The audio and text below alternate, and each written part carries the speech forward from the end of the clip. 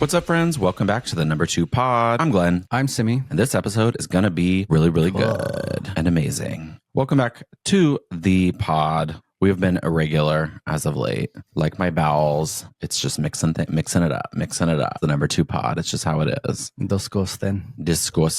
We've actually had some pretty good viewership or listenership on the past couple episodes. So we appreciate those of you that are tuning in and sharing the podcast because the numbers are on the way up. So I don't know what is going on, but people are appreciating the shorter episodes. But then the complaints are it's not long enough. So, or that I'm zesty. There's a zest in the air. The zest to the best. Just kidding. You got to wear a vest. I am zesty. And be compressed. Zestfully clean. Name your firstborn Celeste. You're not fully clean unless you're poisonous. I don't know that jingle. Zestfully clean.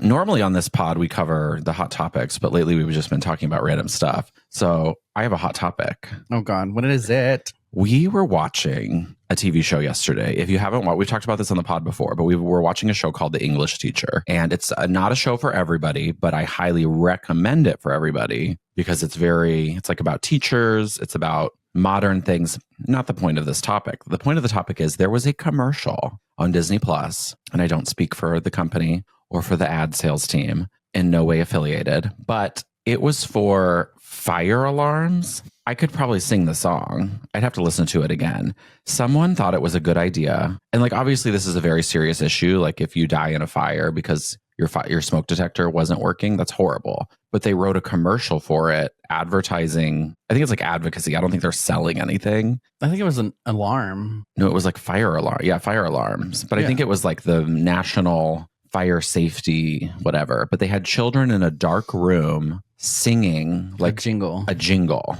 being like, if you hear the beep of the fire alarm, then you'll save my life. And it's like these innocent looking children. I mean, it's giving like We Are the World basically, but for fire prevention. And I'm not making fun of it because obviously it's like a serious issue and they're trying to communicate a message. But I mean, at a certain point, and actually all the ads we noticed yesterday, I know that like linear TV or whatever is dead and everybody's watching ads on streaming now, but it's like hair loss, weight loss. I mean, they used to sell like Tupperware and they used to sell vacuums and stuff. We're used to like the prescription medicine, they pay for advertising. It's like Xylalta. Like, are you experiencing mild uncomfortableness in your life? Like, talk to your doctor about Zimbromda. You know what I mean? We're used to that, but this is like a whole new level. The side effects are being alive still. If your erection lasts longer than... Who are these people having these erections? Like for 20 hours. And then what do you do to get to the hospital? You just like wear layers. Yeah, the commercial was pretty cringe, but it kind of was giving Nicole Kidman, how that's kind of cringe, but then like it becomes iconic. It's so crazy. Anyway, let us know if you guys are struggling with any mass market media advertisements at this time. It's a lot. I think if advertisers thought a little bit more about what people want, you know what I mean? Like, I don't mind an ad if it's something I want, because then you're like, oh yeah, I definitely want that. But it's like they put so much work and you don't even know what it is. Like a lot of them are the like Troye Sivan dancing now. And you're like, I don't know what you're selling me. Like, are you selling me like download his music on Spotify? Or are you selling me like go take a dance class? Because I will. And then they're really selling you like a button up from the Gap. And it's like, nobody's buying those. You know what I mean? Speaking of Gap, there is a Disney collection. Oh, really? Yeah. You sent me the link. I didn't click it. Oh. I heard it's like expensive. A lot of it is like sold out already. Of course. They have bags that are sold out. There's a poncho that's sold out right now too. Everybody loves a good poncho. Everybody loves a Disney collaboration. They just print money. Geniuses. Genius. So smart. I know they have a Harry Styles. His brand is called Pleasing. He has a which is like, what a name for a brand. Pleasing. Take all my money. And I'm not even like a Harry Styles, he's talented and has good music, but it's not, I'm not like in the car, like, I don't even know his song, like if it played, I'd know it was him, but I don't have it memorized. I wasn't at the Forum that has sold out 20 shows or whatever, but he has a Disney collaboration and it's like nail polish and hoodies. And I was like, oh, I wonder what it, like, let me look. And it's $65 for 4. I don't even wear nail polish. But I would buy this $5 nail polish. It's too much work. I don't know. Maybe one day you'll just see me all nail polished up, but it's a lot of work. Like it's not having nails is like I remember Grandma Judy, my grandma, like always gets her nails done. So then again, self-expression. I feel like if I actually got a pedicure or a manicure, I'd probably do some embellishes. I just have never gotten one. No. Have you ever gotten a manicure or pedicure? Yeah. Really? Yeah. A few times. Wow. It's nice. It's uncomfortable. Why? Just to have some stranger cleaning your feet. You're like very vulnerable. But they do, I mean, they do it all day long. So they've seen nastier stuff, you know? I've seen a lot of people on TikTok and a lot of straight men too, like with full ass nails. Yeah. Well, self-expression is huge. You know what I mean? It's like you can only get so many tattoos. So why not add a little color? It's pretty cool. I mean, it's the future. It's the future, like judgment-free self-expression. Can you imagine living in a world where you can just... I mean, I feel like in 100 years, people are going to watch movies, like our sci-fi movies, even the Hunger Games, where they're in the ridiculous costumes, you know, and they're going to be like, God, the fashion back then was so, you know, boring. Because, you know, creativity, I think, always trumps. Well, that's what I've always had a problem with men's fashion, is that women always have like this plethora of like different type of designs, like choices, and then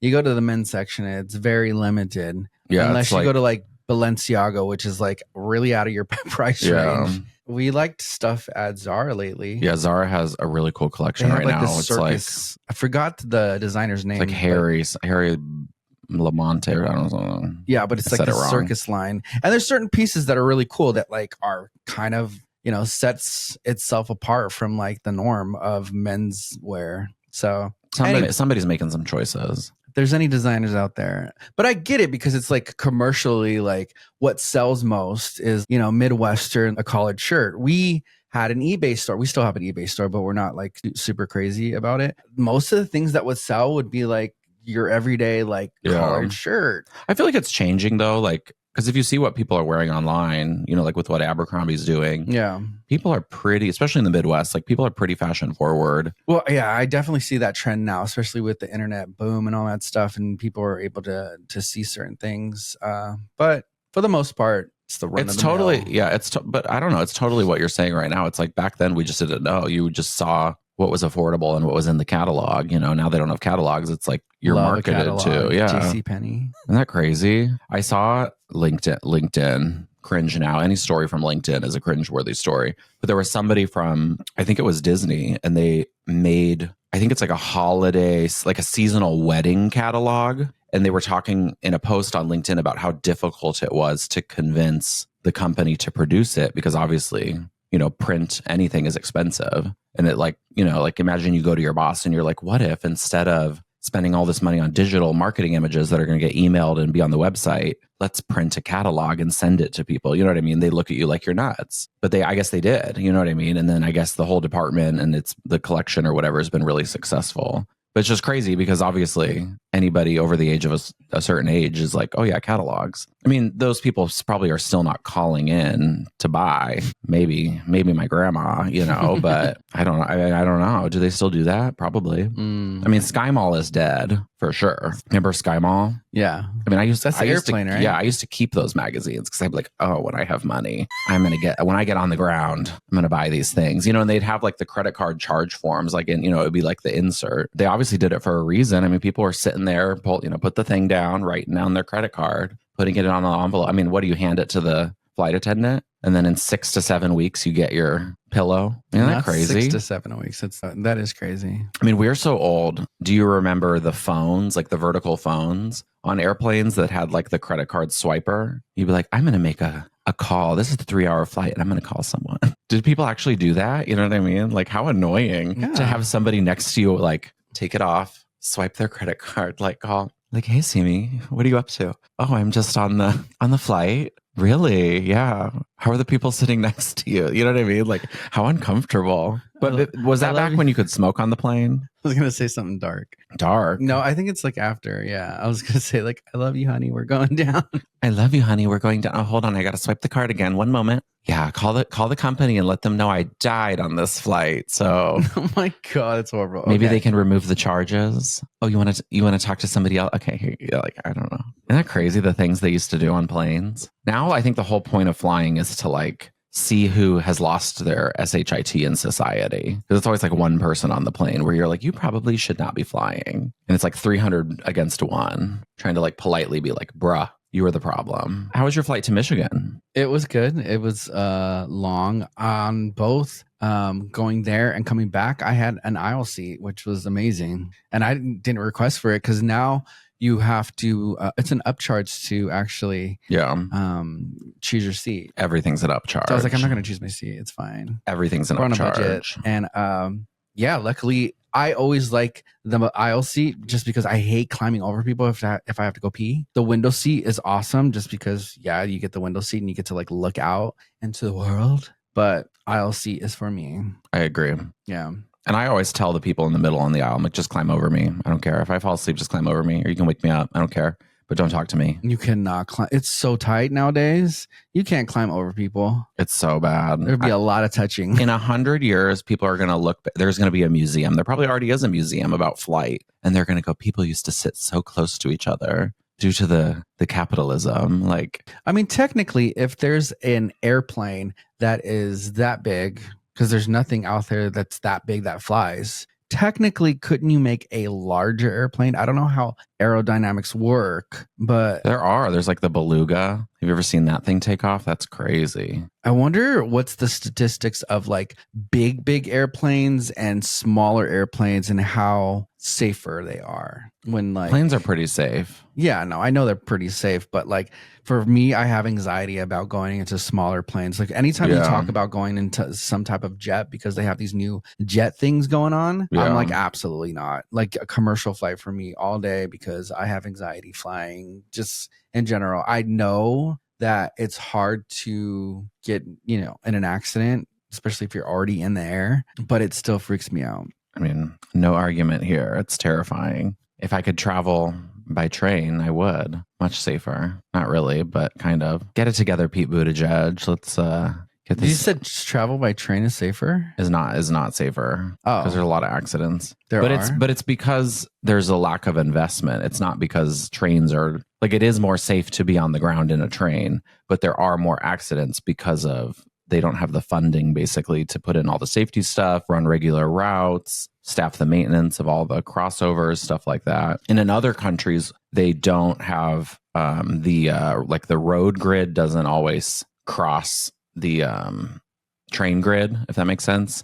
So then there's no issues with cars being stuck on the tracks and then there's a crash or whatever because they've built the infrastructure. But in the US, because Big Auto owns the roads and owns all of us and is ruining the world, that's why we have that. Hopefully they're changing it. I mean, they're building that high-speed train from Vegas to Riverside to LA. So if that doesn't cross a road, then it will be safer because there's no interference. It didn't cross the road. That's insane. It's too fast. Like, no, absolutely not. Go in a tunnel. What was our next subject? I don't know. Do you have a topic? Children. The next topic is children. Can't live with them, can't live without them. Once was one, never going to be one again. Know some, but not well. Bedtimes, confusing, all over the map. What about children? No, I mean, we have nieces and nephews that we have been encountering a lot lately, and it is the coolest thing. Yeah. But it is definitely exhausting. And so for all the parents out there, I'm sorry. I give it up to you, and you are the real heroes. An English teachers. You are the real heroes. You are the real heroes. No, but parents, I'm like, I don't know if I could ever be a parent just because I couldn't do it. We get home, we have tons of fun with the nieces and nephew. By the time we get home, we're just like beat.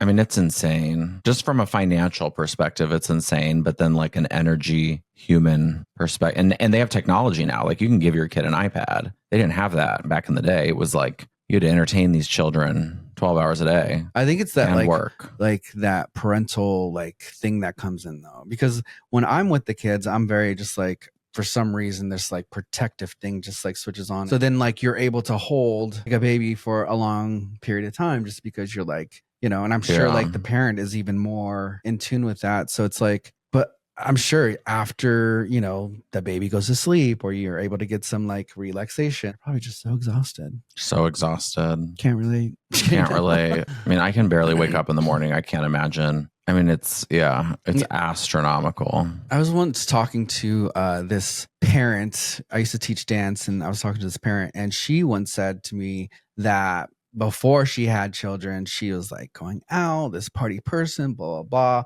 But after she had children, it gave like, she said it gave her purpose. And she ended up getting into real estate, and she became very successful and doing all these things. And maybe that's why we're not successful. We need children. Because we don't have children. I doubt it. We don't have a purpose. No. I mean, I don't know if it's about purpose. It definitely helps. I mean, a child forces you to be responsible. You have no choice. And if you mess up, you'll go to jail. So a dog does too, because I dog sit a lot. Yeah. And to get up in the morning, walk the dog in midday or at night, like it really kind of gives you a routine and makes you kind of just like, this is what we have to do. Like, let's get after it, you know? And then I think like a child is like, it's just like 10 times that. 10 times worse. Yeah.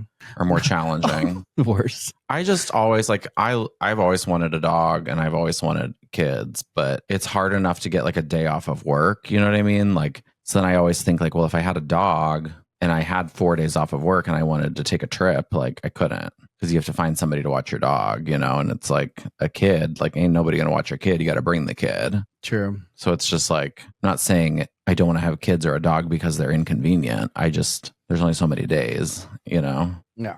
But maybe like if I'm like 50 and I have more money, then I would adopt, you know, because it's like, then what, like say you do make money, who are you going to give your money to or your assets to when you die, you know, like your nieces and nephews. Yeah, I guess. But then they'll be ungrateful. I mean, I know you how don't know that. Well, like I think about my aunts and uncles, like they, you know, still like love me and like generally talk to me, but you lose a little bit of the relationship, like because you're busy living your life. They're busy living their lives. You know, you also don't want to enable people like. True. But I mean, I guess it would all kind of depend. Yeah. Did your parents have any like sayings growing up for you? Sayings? Yeah. Like, I have no idea. My parents would just be like, wait till you have children. You won't understand until you have children. I don't remember specifically. Or my mom would be like, if she'd be like annoyed of us, she'd be like, oh, just go play marbles on the freeway. Play marbles on the freeway?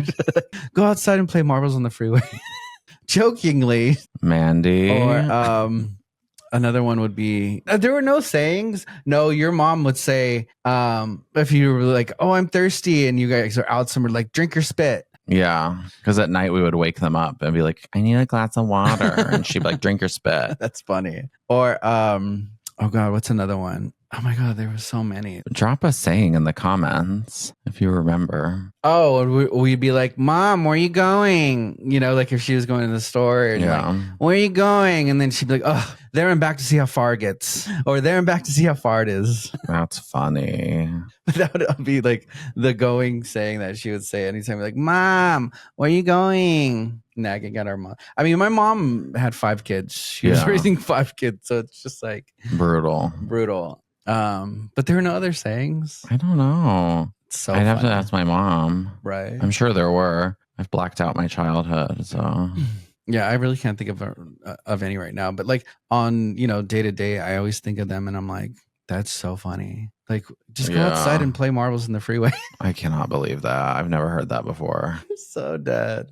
Astronomical. On that note, let us know what your parents used to say to you in the comments below. And maybe we'll read one in the next episode if it's funny enough. So, but be truthful. We'll know it. We'll know if you're lying, or use ChatGPT. Oh God, there's so many, and I'm like forgetting all of them right now. It's so funny. Our next episode, I promise, we'll have better topics. But it's good to get intimate with us, I guess. Get to know us better on the pod. Maybe we'll talk about the new Wicked movie. Oh yeah, we're gonna go see it. Are you going to go see the new Wicked movie? We're going to talk about, there's a lot of like hot topics. Celine Dion may be coming back next year. I feel like she needs to host like a reality show of like top singers or something in that realm of like. Yeah, she'd be a good TV host for sure. Hilarious. You know like, so funny. But something like more highbrow. It's like RuPaul's Drag Race, but Celine Dion's like French performance race or something. I don't know. And they have to do different challenges and she gets the final vote, but then she also gets to sing every episode. True. Or if she doesn't have to sing because of what she's going through. So it just makes it even cooler. It's like an elevated Celine Dion. Well, I guess she's going on tour again. She's going to do 2 tours next year. Yeah. That's awesome. It's going to be like her final thing, world tour. And then she's going to like fully retire and then probably do a Vegas residency again. But you never know. Anyway, we need tickets to that. We need tickets to that. And Janet Jackson, New Year's Eve in Vegas. So many people are mad at Janet Jackson right now, but I still love her. No comment. She can never do wrong. Anyway, thank you for listening to the pod. As always, go to our socials at 2podclips or at Glenncation or at Similion, links below, to engage with us and our content. For more music news, go to at Rotten Valley Kids. It's very pink and you'll love it. Rotten Valley. If you want to come take my spin class at Glentivity. About the spin class, before we end this, Glenn's been teaching spin and I've been going to a lot of the classes. It is so hard. Every single time I leave that class, I have to like wring out my shirt because it's just drenched. And it's a heated class. And yeah, we have to like film that one day just because there's a performance that goes on within this class. Links below. We are also committing right here on the pod, this may not make the edit, to some other content. We may film a travel vlog next week. We have a travel vlog. It just never came out, but our niece is coming to town, so it could happen. It could happen. For some additional bonus content other than us sitting on our couch. Why not? Let's do it. Thank you for watching the How do we end it? Sorry, we will see you next time.